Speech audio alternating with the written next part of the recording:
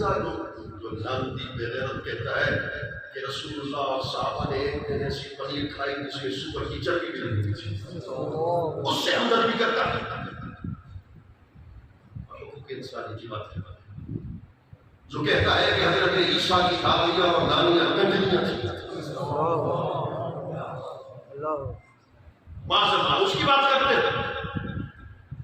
جو کہتے ہیں کہ جو یورپ کے کتاب کے اندر لکھا ہے، وہ کہتا ہے یورپ کے اندر جو شراب کثرت سے پی جاتی ہے یہ ابتدا سے ہے، حضرت عیسیٰ شرابی تھے، جو کہتا ہے کہ ایک دن مجھ پر الہام ہوا اننی ہو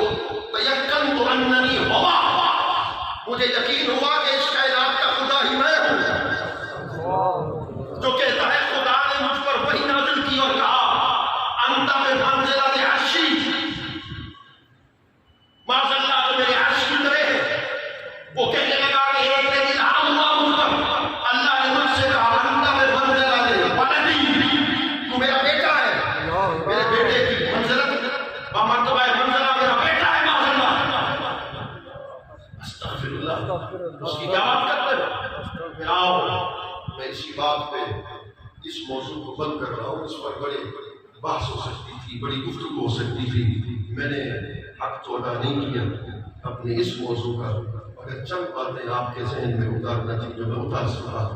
یہ کسی کتاب میں نے نہیں پڑھا، ویسے خطاب کر رہا تھا تو اللہ رب العزت نے مجھ پہ کرم کر دیا، خطاب کرتے کرتے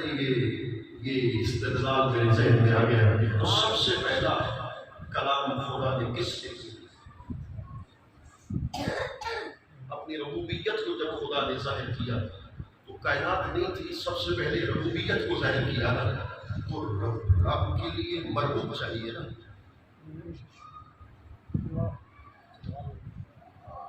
خالق کے لیے مخلوق چاہیے،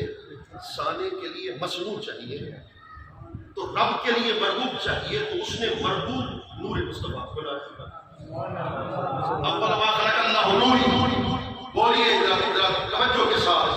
وقت کو پیدا نہیں کیا، وقت سے پہلے اپنے محبوب کے نور کو پیدا کیا، سبحان اللہ، دو جملے بول رہا ہوں،